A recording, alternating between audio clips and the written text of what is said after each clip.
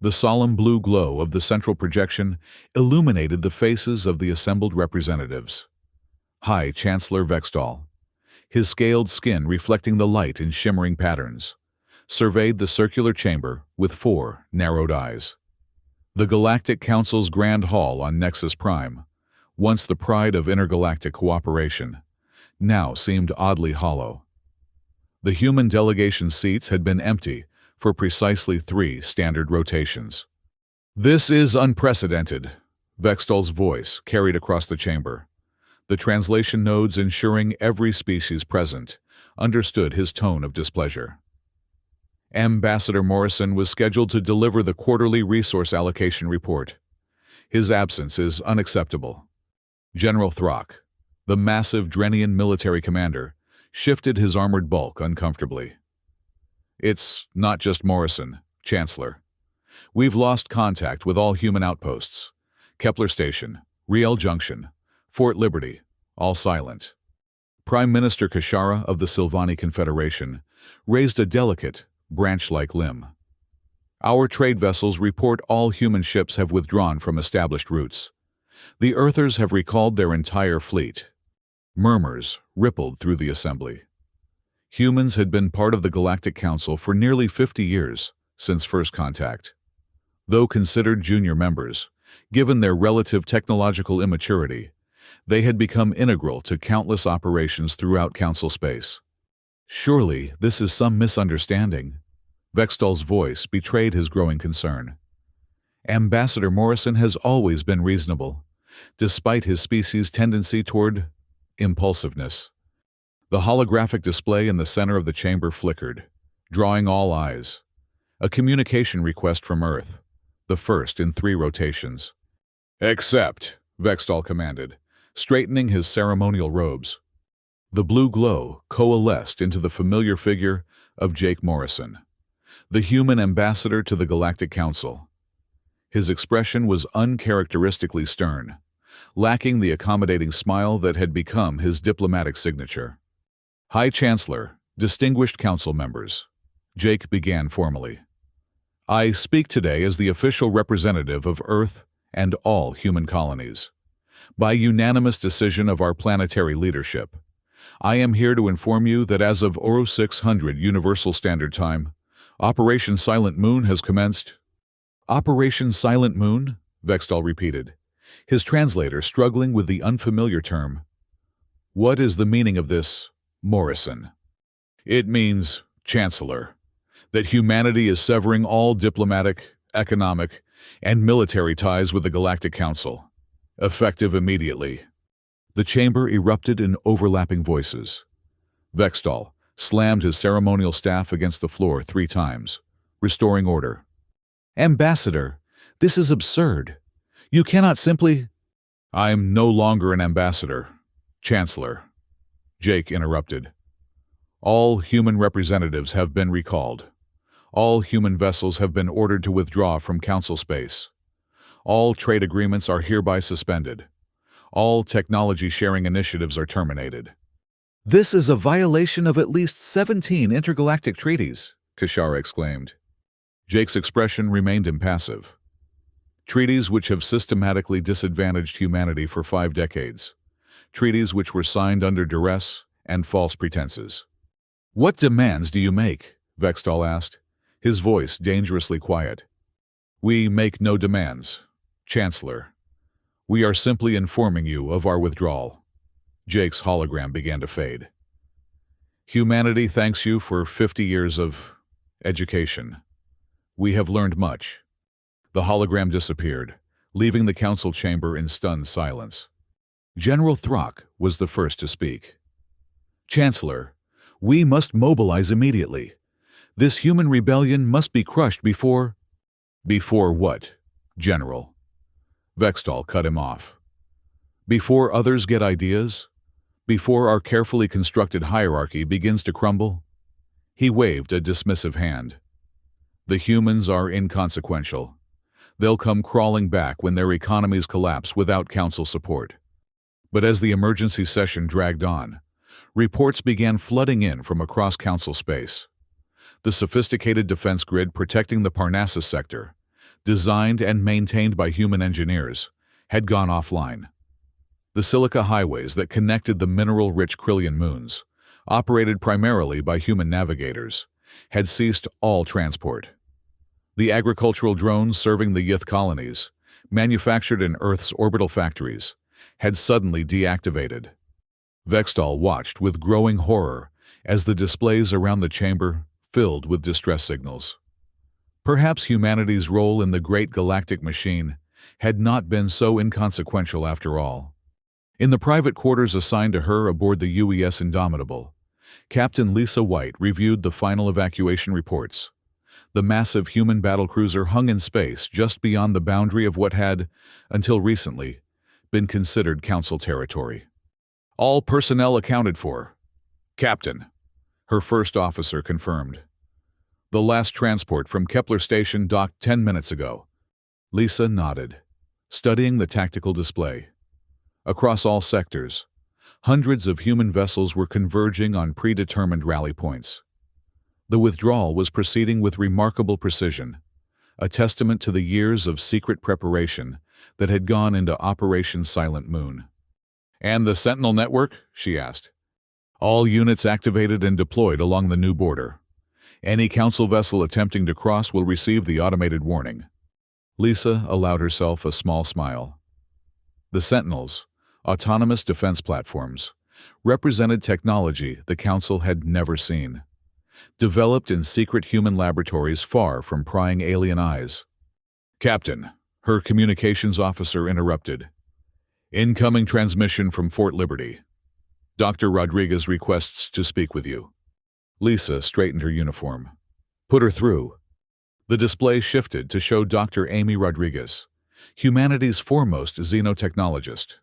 Behind her, the vast research facility at Fort Liberty was in obvious disarray as staff packed equipment. "Captain White," Amy greeted her. "The evacuation proceeds on schedule, but I've encountered a complication." Lisa frowned. "What kind of complication, Doctor?" "The ZFAT delegation arrived early for the technology exchange. They're not Council members. They're from the independent systems beyond Orion's Veil." "The exchange was supposed to be next week," Lisa said. "After the withdrawal." Amy nodded. "Yes, but they're here now, with a full scientific contingent. I've explained our situation, and they're intrigued by the implications." Lisa considered this development.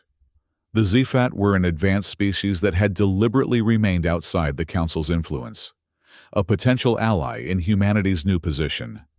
President Johnson and Director Thompson should be informed, Lisa decided.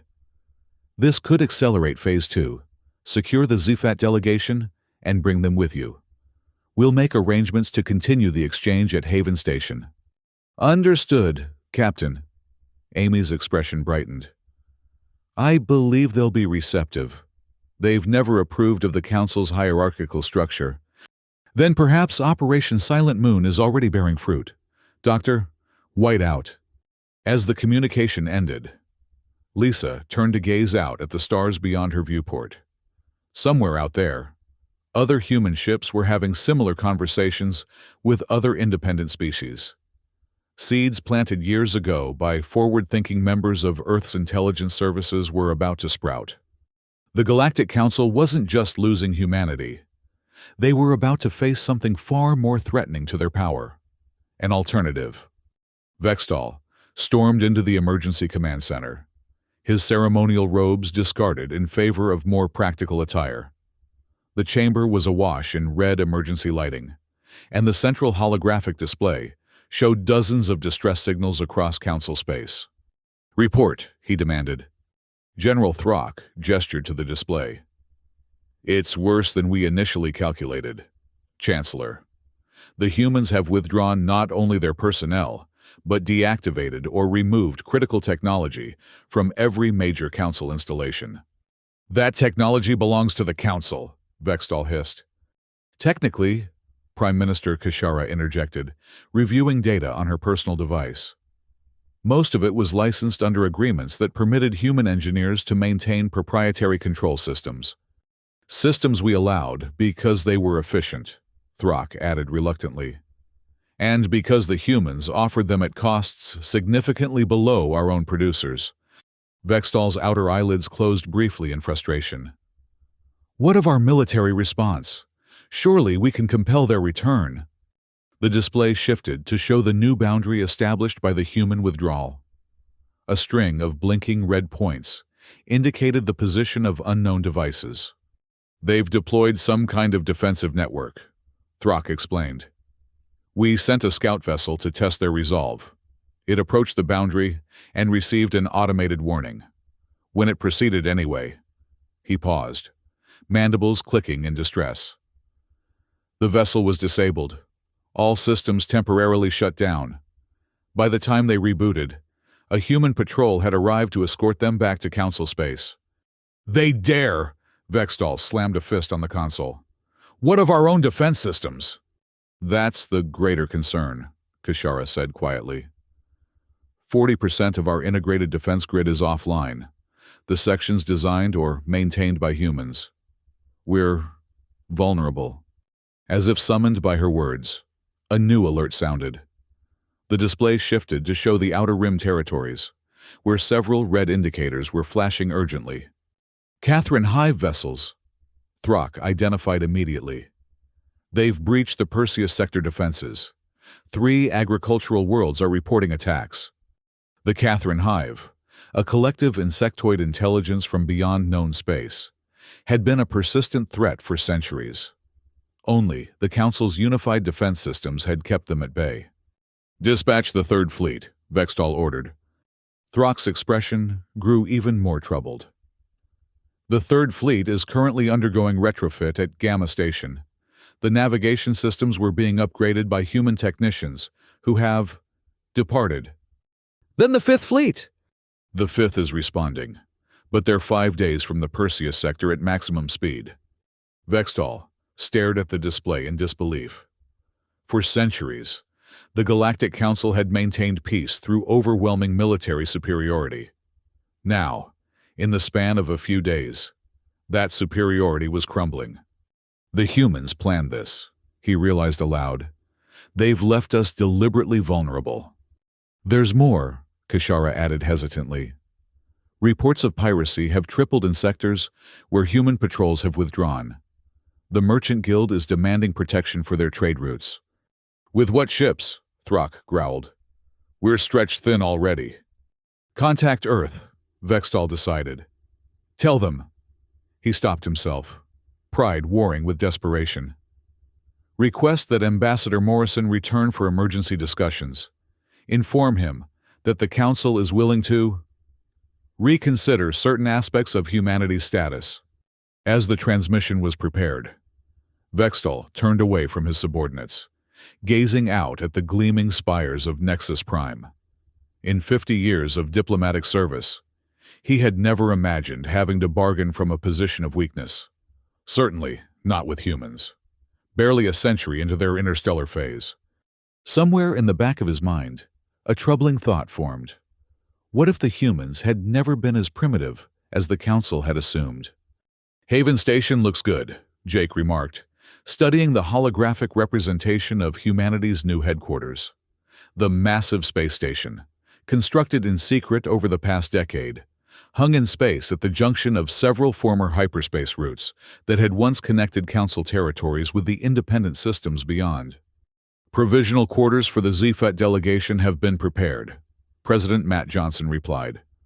The leader of the United Earth government stood with his hands clasped behind his back, his expression thoughtful. Dr. Rodriguez reports their scientists are already collaborating with our team. And the others? Jake asked. Director Carol Thompson of Earth Intelligence stepped forward. The architect of Operation Silent Moon had the satisfied look of someone watching a complex plan unfold exactly as designed. The Northern Federation has officially acknowledged our invitation to discuss mutual defense arrangements. The free worlds of Altair have accelerated their trade delegation's departure. Even the Kral Dominion, traditionally isolationist, has expressed interest in opening communications. Jake nodded, a sense of vindication washing over him. For years, He had played the part of the deferential junior diplomat, swallowing his pride as the Council repeatedly relegated humanity to secondary status, all while feeding information back to Director Thompson's growing network of operatives. "And the Council?" he asked. "Exactly as predicted," Carroll replied with a thin smile. "They've requested your return for emergency discussions. Their message hints at reconsidering humanity's status." "Too little, too late," President Johnson observed. "Perhaps," Jake said cautiously. "But we should remember our objective isn't to punish the Council, but to establish a more equitable interstellar community." Spoken like a true diplomat," Carroll said, though her tone carried a hint of impatience. "But let's not forget the decades of exploitation, the technology transfers that only went one way, the defensive pacts that saw human soldiers dying to protect Council worlds, while our colonies were considered expendable." "I haven't forgotten," Jake assured her, his voice hardening. "I was there when the Council dismissed our warnings about the Proxima colony attack. 3 million dead, because our intelligence wasn't deemed reliable." President Johnson raised a hand, calming the tension. "We're all committed to the plan. Phase 1, the withdrawal, has succeeded beyond our expectations. Phase 2, the establishment of the Independent Systems Alliance, is proceeding well. The question now is how to respond to the Council's overture." Jake considered the options. "I'll return to Nexus Prime, but not as a supplicant. I'll go as the representative of humanity and the Provisional Alliance. Let's see how Vextol handles negotiating with equals." "The Catherine Hive incursion in the Perseus sector offers an opportunity," Carroll suggested. "Our intelligence indicates the Council's response has been inadequate. The Fifth Fleet won't arrive in time to prevent significant destruction. The Seventh Fleet could reach Perseus in 36 hours. President Johnson noted. "Admiral Chen's battle group is fully equipped with the new shield technology." "No," Jake corrected. "Admiral Chen was reassigned. Admiral Takahashi commands the Seventh now." "Are we considering intervention?" Carroll asked. "It would demonstrate both our military capabilities and our continued commitment to protecting innocent lives." Jake looked between his colleagues. "If we intervene, it should be alongside our new allies. A joint operation, humanity, and the independent systems working together where the Council has failed." President Johnson nodded slowly. "A powerful statement. I'll consult with military command about the feasibility. In the meantime," Jake said, "prepare my ship for return to Nexus Prime. It's time to show the Council that humanity has found its voice, and it will never again be silenced." The Council chamber felt different as Jake entered. Smaller, somehow. Less imposing. The grand architecture and ceremonial trappings that had once awed him now seemed like hollow attempts at projecting power. Every eye turned to him as he walked confidently to the center of the chamber, no longer wearing the subdued diplomatic uniform of a Council ambassador. Jake, instead, wore the dark blue and silver of Earth's diplomatic corps, with a small insignia on his collar that represented the newly formed Independent Systems Alliance. "Ambassador Morrison," Vextol greeted him, attempting to maintain the fiction that nothing had fundamentally changed. "The Council appreciates your return." "High Chancellor," Jake replied with a respectful nod. "I should clarify that I no longer serve as humanity's ambassador to the Council. I am here as the diplomatic coordinator for Earth and representative of the Provisional Independent Systems Alliance." Murmurs spread through the assembled delegates. Vextol's 4 eyes blinked in sequence, a sign of agitation in his species. "This alliance, it is not recognized by the Galactic Council." "The alliance does not seek the Council's recognition, Chancellor. It exists as a cooperative framework between sovereign stellar nations who choose to interact as equals." General Throck leaned forward, his massive form dominating his section of the chamber. "You speak of equality, human, yet your actions have endangered countless lives. The Catherine Hive breached the Perseus sector, while our defenses were compromised by your withdrawal. Jake met the general's gaze unflinchingly. The defensive capabilities of the Perseus sector have been inadequate for years. Humanity submitted 17 different proposals for upgrades, all rejected because the sector primarily contains non-council worlds deemed peripheral to your interests. You cannot expect, Vextal began. 3 agricultural worlds are under attack, Prime Minister Kishara interrupted, her voice resonating with unusual force. Whatever grievances exist between humanity and the Council, surely we can agree that innocent lives must be protected. Jake nodded to her. The only council member who had consistently treated human representatives with genuine respect. The Alliance agrees. Prime Minister. That is why, 12 hours ago, a joint task force of human and Alliance vessels entered the Perseus sector. The Catherine Hive attack has been repelled. Relief operations are underway on the affected worlds. Stunned silence fell over the chamber. You dare to operate militarily within Council space without authorization? Throck thundered. The Perseus sector is not Council space, General, Jake corrected calmly. It is comprised of independent worlds that pay tribute to the Council in exchange for protection that failed to materialize when needed. This is outrageous, Vextal declared. The Council has maintained peace across 1,000 worlds for centuries. A peace that has benefited the founding species while exploiting the resources and labor of newer members, Jake countered. A hierarchical peace that designated some worlds as expendable and others as essential. What would you have us do? Kishara asked, her tone genuinely inquisitive, rather than confrontational. Jake appreciated her directness. The Independent Systems Alliance offers a different model, one based on mutual respect and genuine cooperation. Each member maintains sovereignty while contributing to collective security and prosperity. And you expect the Council to simply join this alliance? Vextal's tone dripped with incredulity. Not the Council as an entity. No, Jake replied. But individual worlds, species, even sectors might find the alliance structure more advantageous than continuing under the current system. The implication was clear, and it sent another wave of murmurs through the chamber. Jake was not merely announcing a human withdrawal. He was offering an alternative to the entire council structure. Vextal's complexion darkened, a sign of both anger and fear in his species. I believe this discussion would be better continued in private session. The full council need not be present for what is essentially a preliminary exchange. Jake inclined his head. As you wish, Chancellor. Though I should inform you that by Alliance protocol, all diplomatic exchanges are recorded and made available to all member worlds. We believe transparency prevents the kind of misunderstandings that have characterized human council relations. Another pointed remark that did not go unnoticed by the assembled delegates. Several representatives of junior council species exchanged meaningful glances. As most of the delegates filed out, leaving only the inner council, Vextal, Throck, Kishara, and representatives of the other founding species, Jake activated a small, holographic projector, displaying real-time footage from the Perseus sector.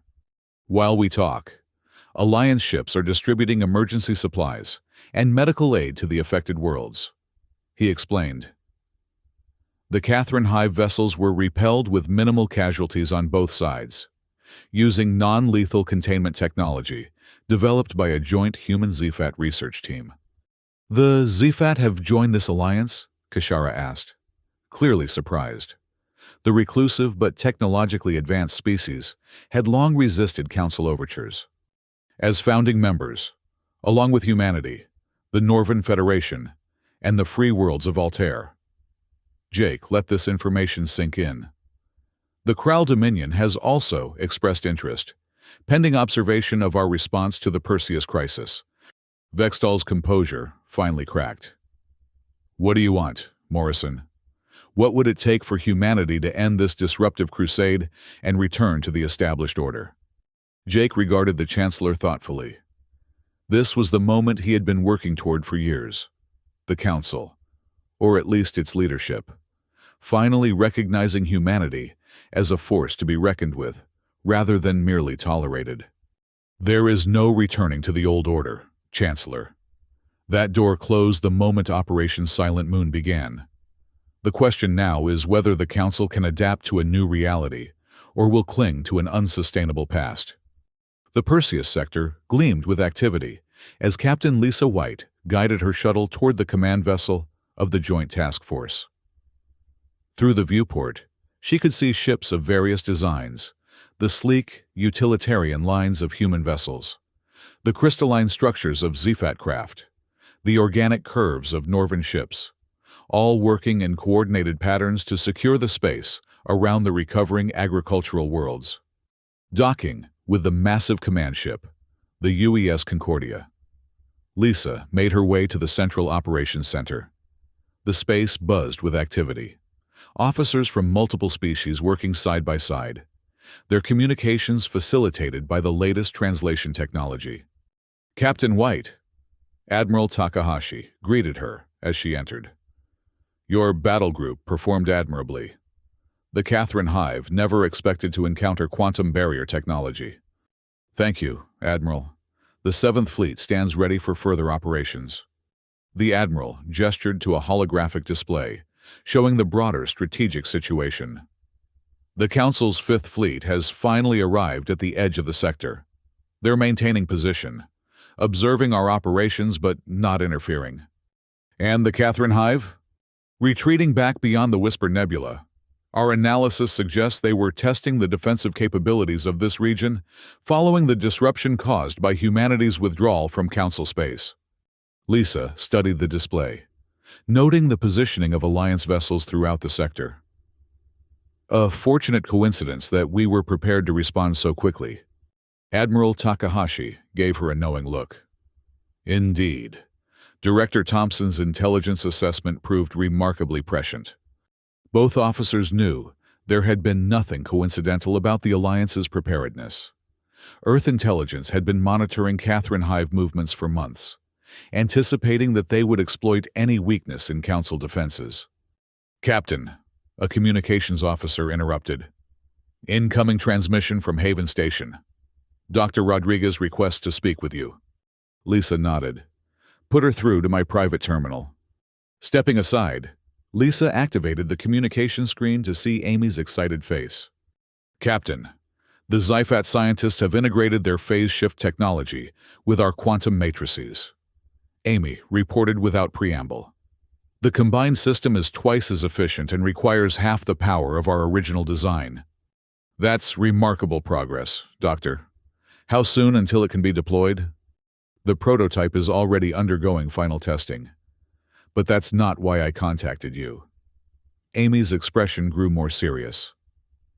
We've detected unusual energy signatures from several Council worlds, patterns consistent with technologies that the Council has officially prohibited. Lisa frowned. What kind of technologies?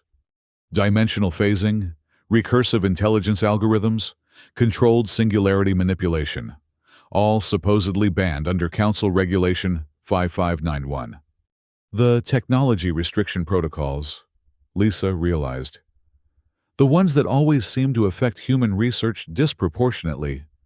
Amy nodded. It appears certain privileged Council members have been developing these technologies in secret while using the regulations to hamper potential competitors. Does Director Thompson know? I've forwarded my findings to her team. The information could significantly strengthen Morrison's position in the negotiations.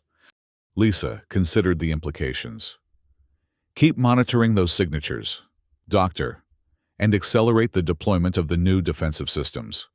I suspect we'll need them sooner rather than later.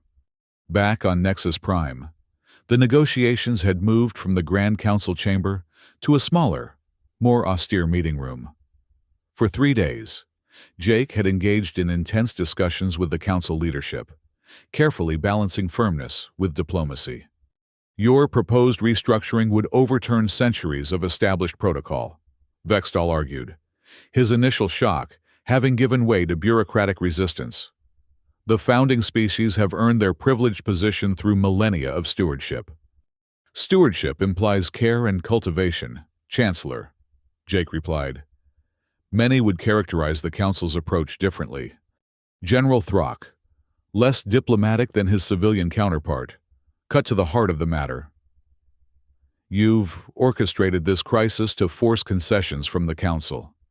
The withdrawal of human technology, the establishment of this so-called alliance, the intervention in Perseus, all calculated moves in a power play.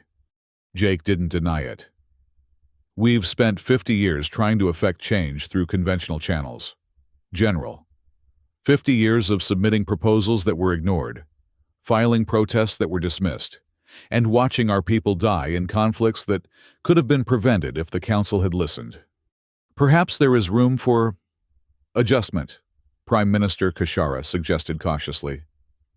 A reassessment of voting procedures, representation on key committees, technology sharing protocols. The Alliance isn't interested in cosmetic changes to a fundamentally flawed system, Jake interrupted, though his tone remained respectful. We're offering a genuine alternative based on mutual benefit and respect. And if we refuse your overtures? Vextall asked coldly. If the Council chooses to reassert its authority? Jake met his gaze steadily. Then each world, each species, each sector will make its own calculation. Some will remain with the Council out of tradition or fear. Others will recognize the advantages of an alliance of equals and join us. You're proposing the dismantling of the greatest peacekeeping body in galactic history, Throck accused. I'm proposing evolution, general adaptation, the very principles that have allowed life to flourish across countless worlds. Jake stood, indicating that he considered the day's discussions concluded. The Council has maintained stability, yes, but at the cost of innovation, fairness, and true cooperation. The Alliance offers a different path. As Jake prepared to leave, Vextall made one final attempt. The Council could offer humanity full voting rights, reduced resource obligations, even leadership positions within certain key committees. Jake paused at the door. 5 years ago, Chancellor, such offers might have seemed generous. Today, they simply demonstrate that you still don't understand what humanity, and the other Alliance members, truly seek. And what is that, Morrison? Vextall demanded. The freedom to determine our own future, without being bound by hierarchies established long before we reach the stars. Jake's expression softened slightly. The invitation to join the Alliance remains open, not to the Council as an entity, but to any world that wishes to participate as an equal partner. I encourage you to consider it carefully. With that, he left the Council leadership to contemplate a future very different from the one they had envisioned. On Haven Station, President Johnson reviewed the latest intelligence reports with growing satisfaction. Director Thompson stood nearby, occasionally offering clarification on specific points. 17 Council worlds have already submitted formal inquiries about Alliance membership protocols, Johnson noted, including 3 from traditionally conservative sectors. The demonstration in the Perseus sector made an impression, Carroll confirmed, particularly the non-lethal resolution of the Catherine Hive incursion. Many worlds have grown weary of the Council's militaristic approach to problem-solving. The President scrolled through additional reports. The Merchant Guild is redirecting trade routes through Alliance space, rather than risking the increasing piracy in unprotected Council sectors. That will accelerate economic pressure and provide additional leverage for Ambassador Morrison's negotiations, Carroll added. Though I believe negotiation is becoming a misnomer. We're no longer seeking compromise with the Council. We're offering an alternative that makes it increasingly irrelevant. Johnson nodded thoughtfully. A peaceful transition of power is still preferable to open conflict. The Council controls significant military assets, even with their current limitations. Our analysis suggests they won't risk direct confrontation, Carroll assured him. Too many council worlds depend on human technology and expertise. A military solution would only accelerate their decline. The president's communication device chimed, indicating a priority message. Morrison is returning from Nexus Prime, he announced after reading it. The council has made their final offer: full voting rights for humanity, a 40% reduction in resource quotas, and 3 seats on the High Committee. And his response? Respectful, but firm rejection. He's returning to coordinate the next phase of alliance expansion. Johnson set aside the device. The council still doesn't understand that this isn't about better terms for humanity. It's about a fundamentally different approach to interstellar relations. Carol allowed herself a rare smile. Operation Silent Moon has exceeded even my most optimistic projections. In less than 2 weeks, we've accomplished what diplomatic channels couldn't achieve in 50 years. There will be challenges ahead, Johnson cautioned. The Council won't surrender its influence without further resistance. And the Alliance must prove itself more than just a reaction to Council failings. Agreed. But we've created something potentially transformative. Carol's expression grew contemplative.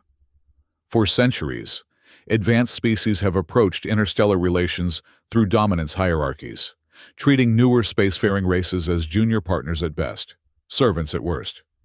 And we've shown there's another way, Johnson finished. Equals, collaborating for mutual benefit rather than competing for dominance. As they spoke, throughout Alliance space, a new pattern of cooperation was emerging. On the recovering agricultural worlds of the Perseus sector, joint scientific teams were implementing enhanced farming techniques that combined human agricultural science with Norvan soil restoration methods and ZFAT weather manipulation technology. In the shipyards orbiting Altair Prime, engineers from 5 different species worked side by side, developing vessels that incorporated the best elements of multiple design philosophies. At research stations throughout former Council space, previously restricted technologies were being shared openly, spurring innovation at an unprecedented rate. Operation Silent Moon had begun as humanity's declaration of independence from an oppressive system. It was becoming something far more significant: the birth of a new galactic order. 3 months after humanity's withdrawal from the Galactic Council, Jake stood in the observation dome atop Haven Station, watching as ships from dozens of worlds moved in careful patterns around the massive space platform. The Alliance had grown faster than anyone had anticipated. Over 170 worlds had already formalized their membership, with another 200 in various stages of the application process. Quite a view, Lisa remarked, joining him at the transparent barrier. Hard to believe this was all theoretical just a few months ago. Jake nodded. Operation Silent Moon was a gamble. If the Council had called our bluff, if the independent systems hadn't responded to our overtures. But they did, Lisa reminded him. Because the plan was sound, and because the Council's model was fundamentally unsustainable. And because we had people like you, Dr. Rodriguez, and countless others working behind the scenes for years, Jake acknowledged. Humanity's apparent submission to Council authority was always a strategic decision, not a permanent condition. They stood in companionable silence, watching as a delegation from one of the newer Alliance members, a gas giant species that had long been relegated to resource extraction duties under the Council, docked their distinctive spherical vessel. The Council has requested another meeting, Jake said eventually. Their position continues to deteriorate. 37 more worlds announced their intention to leave yesterday, including Bellerophon. A founding member, Lisa noted with surprise. That will send shockwaves through what remains of their power structure. Vextall has been replaced as High Chancellor. The new leadership seems more pragmatic. Before Lisa could respond, a priority alert sounded on both their communication devices. The message was brief, but dramatic. The Kral Dominion, after months of careful observation, had formally requested Alliance membership. The Kral, Lisa whispered, clearly shocked. They've been isolationists since before humanity achieved spaceflight. They've been watching, Jake explained, evaluating whether the Alliance truly operates according to its stated principles, or if we're simply the Council under a different name. And they've decided we're genuine. So it would seem. The observation dome's entrance hissed open, admitting Dr. Amy Rodriguez. Her expression suggested she carried significant news. "Ambassador Captain," she greeted them. "I've just come from a meeting with the ZFAT science director. Our joint research into the anomalies detected in Council space has produced conclusive evidence." "Let me guess," Jake said grimly. "The technology restriction protocols were selectively enforced." Amy nodded. "The founding species have been developing prohibited technologies for centuries, while using the regulations to hamper potential competitors. We've identified secret research installations on at least 17 worlds." "This information should be made public," Lisa suggested. "Many worlds still loyal to the Council would reconsider their position if they knew the extent of the deception." Jake considered this carefully. "Transparency is a core Alliance principle. We'll release the evidence through official channels, but without triumphalism. This isn't about humiliating the Council. It's about ensuring all species can make informed decisions about their future." Amy agreed. "I've prepared a comprehensive report with the Sci-Fi team. It details both the violations and the potential benefits of these technologies if developed cooperatively, rather than hoarded." Their discussion was interrupted by another alert, this one indicating an incoming transmission from Nexus Prime. The Council's new leadership was requesting an immediate conference. "It seems news travels quickly," Lisa observed. Jake straightened his Alliance uniform. "They must have realized we've discovered their technological duplicity. This could precipitate the final collapse of the old system." "Be careful," Amy warned. "Cornered powers can be dangerous." "We maintain our defensive posture," Lisa assured her. "The Alliance fleet is deployed to respond to any aggressive action." Jake nodded to both women before departing for the communication center.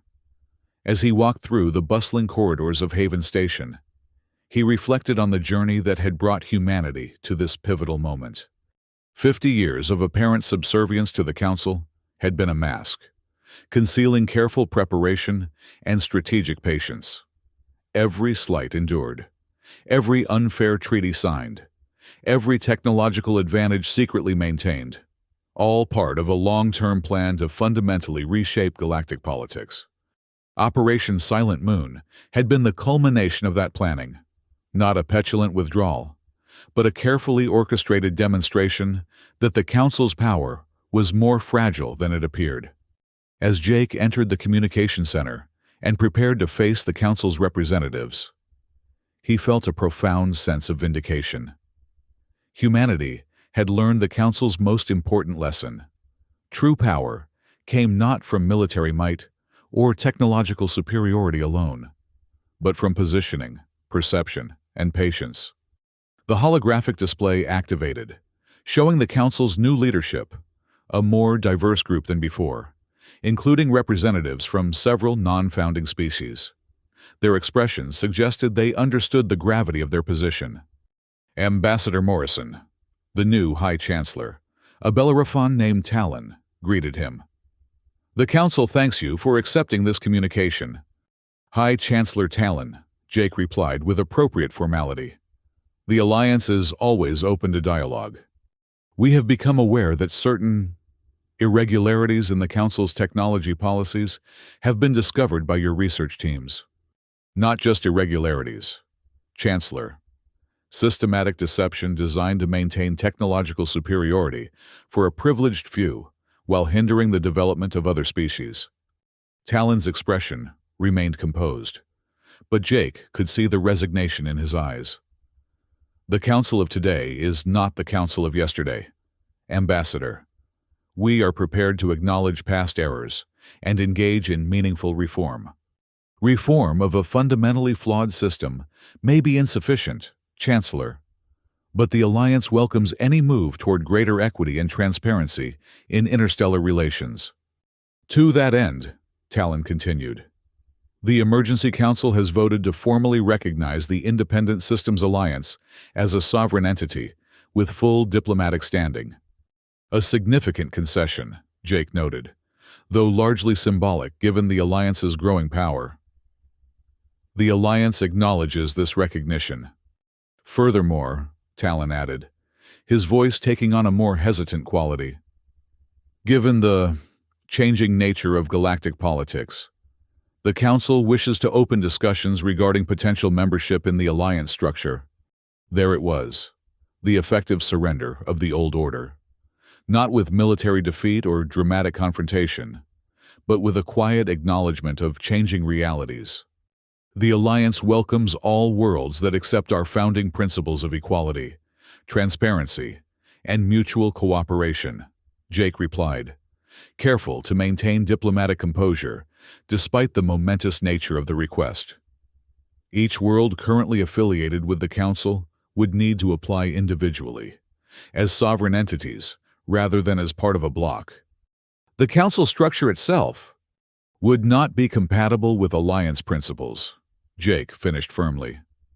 The hierarchical nature of the Council, with its privileged founding members and subordinate newer species, contradicts the fundamental equality upon which the alliance is built. Talon nodded slowly, accepting this inevitable condition. Many worlds will require guidance in transitioning to independent status after centuries under Council governance. The alliance is prepared to provide transition assistance, including diplomatic training, economic advisors, and security guarantees during the adjustment period. As the discussion continued, Jake maintained his professional demeanor, but inwardly, he marveled at how completely the galactic political landscape had transformed in just 3 months. The Council, which had dominated interstellar relations for over a millennium, was effectively negotiating the terms of its own dissolution. 6 months after the initiation of Operation Silent Moon, the massive assembly hall of Haven Station was filled to capacity. Representatives from over 500 worlds, former Council members, independent systems, and newly spacefaring species had gathered for the formal establishment of the Galactic Federation of Independent Worlds, the evolved form of the Provisional Alliance. Jake stood at the central podium, looking out at the assembled delegates. The diversity was breathtaking. Beings of all forms, from gas-based intelligences to silicon life, from microscopic collective organisms to massive singular entities. Each represented a sovereign world or system, each holding equal status in the new federation. Distinguished representatives, Jake began, his voice carrying clearly through the translation systems. Today marks not just the formation of a new political entity, but the embrace of a new philosophy of interstellar relations. From his position, he could see familiar faces among the crowd. Captain Lisa White, now Admiral White, commanded the Federation's Unified Defense Force. Dr. Amy Rodriguez led the newly established Open Technology Initiative, ensuring that advances benefited all member worlds equally. President Johnson and Director Thompson had returned to Earth after overseeing the successful transition from the Provisional Alliance to the Permanent Federation. For too long, the galaxy operated under the premise that hierarchy was inevitable, that some species must lead and others must follow. The Galactic Council embodied this belief, creating a system where founding members enjoyed privileges denied to others, where technological development was controlled to maintain power imbalances, where the needs of newer members were subordinated to the interests of the established few. Jake paused, letting his gaze move across the assembly. Humanity's journey among the stars began under this system. For 50 years, we observed, we learned, and we planned for a different future. Operation Silent Moon was not merely a human withdrawal from an unfair arrangement.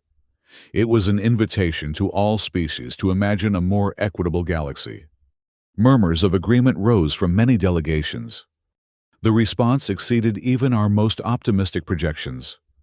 In 6 short months, we have witnessed the birth of a new galactic order, one built on mutual respect, rather than dominance, on cooperation rather than competition, on innovation rather than restriction.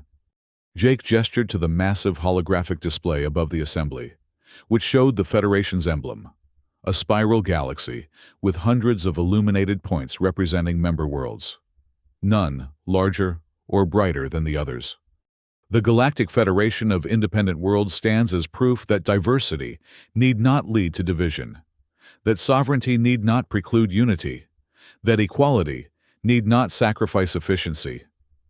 Every world represented here today joins as an equal partner, with equal voice and equal responsibility.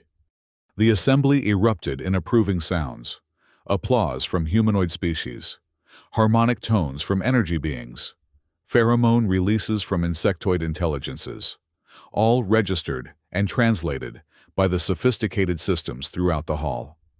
The challenges ahead are significant, Jake continued, once the demonstration subsided. Centuries of hierarchical thinking cannot be undone in months. Former council worlds must adjust to true independence. Resources must be redistributed more equitably.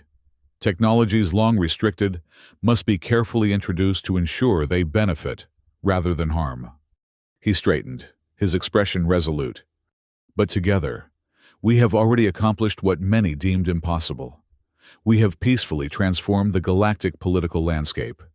We have created a system where advancement comes through cooperation rather than exploitation. We have proven that the stars need not divide us, but can unite us in common purpose. Jake's voice took on a more personal tone as he neared the conclusion of his address. As humanity's representative, I am profoundly honored to stand among you today. Our species may have initiated this transformation, but it has succeeded only because the desire for a more just and equal galaxy resided in hearts, minds, and consciousness matrices across countless worlds. He raised his hand in the traditional human gesture of greeting and farewell. Today, we move forward together, not as senior and junior partners, not as leaders and followers, but as equals united in our commitment to a better future for all sentient beings. The Galactic Federation of Independent Worlds is now in session. As Jake stepped back from the podium, the assembly hall filled with sounds of approval. The first session of the Federation Congress would soon begin, a gathering unlike any in galactic history, where each world's voice carried equal weight, regardless of its age, size, or technological development. From the council chamber on Nexus Prime, now largely empty, as most member worlds had departed for the Federation, High Chancellor Talon watched the proceedings via holographic transmission. Beside him stood Vextall, no longer in power, but invited to witness the culmination of events he had failed to prevent. "It is the end of an era," Talon observed quietly. Vextall's four eyes blinked in sequence. "An era of stability and order, replaced by chaos and uncertainty. Or perhaps an era of stagnation and inequality, replaced by innovation and opportunity," Talon countered. "Bellerophon has submitted its application to the Federation. Most remaining council worlds will follow soon." "You would abandon 1,000 years of tradition for this experiment?" "The experiment has already succeeded. Vextall. The Federation functions, grows stronger daily. The Catherine Hive has opened diplomatic channels for the first time in centuries. Trade flourishes along routes once plagued by piracy. Technological advances emerge weekly from collaborative research initiatives." Vextall turned away from the transmission, unable to watch as his life's work unraveled completely. "The humans planned this from the beginning. Their subservience was a deception." "Perhaps," Talon acknowledged. "Or perhaps they simply recognized a fundamental truth that we chose to ignore. True cooperation cannot exist alongside exploitation. True stability cannot be built on inequality." As the former Chancellor departed, Talon returned his attention to the transmission from Haven Station. Jake Morrison was concluding his address, his words resonating with a conviction that had been missing from council proceedings for generations. The galaxy had indeed entered a new era, one that promised not just a redistribution of power, but a reimagining of what power itself meant in an interstellar community. The Galactic Federation of Independent Worlds represented not just a new political structure, but a new philosophy of existence among the stars. Operation Silent Moon, humanity's strategic withdrawal from an unjust system, had become the catalyst for a peaceful revolution that would reshape galactic civilization for millennia to come.